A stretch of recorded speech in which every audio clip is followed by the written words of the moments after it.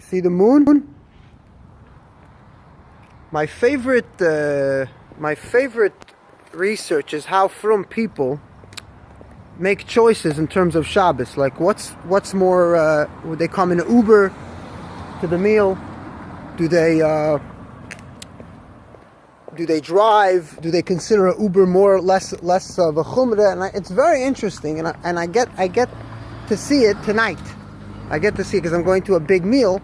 It's a Beis Yaakov girl who's hosting. Her roots is Beis Yaakov, and she's a believer. She believes in it, and she's serious about it. And yeah, and she has a lot of guests, and I see a lot of people walking. You know, they're walking with like a stroller, and they're dressed up, and you know, in Brentwood I see walking, and here, look, I think all these are the guests from the Shabbos meal, like this whole line.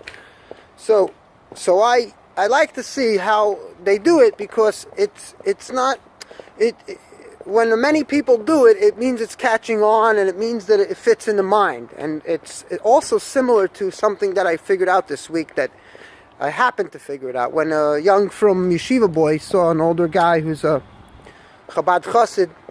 He asked him some question about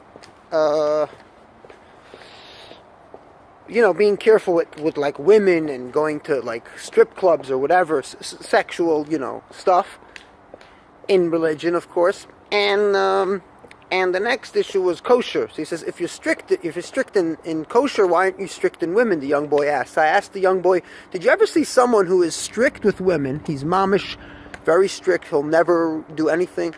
And then he's not makbid in kosher? No, you haven't seen that. You haven't seen even a 1% of thousands. I'm already at the house. See, these are the chashav. Oh, everybody parked inside. Look. So anyway, you haven't seen that, right?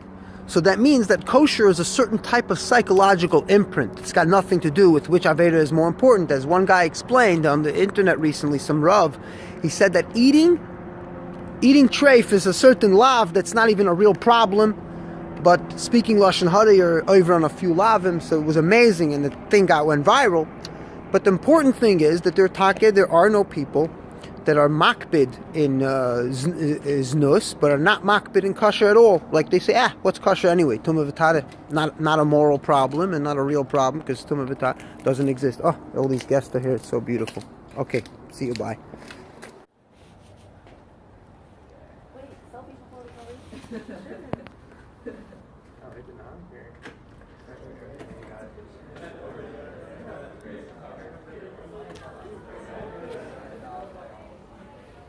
Oh, I'm going to feel so comfortable now.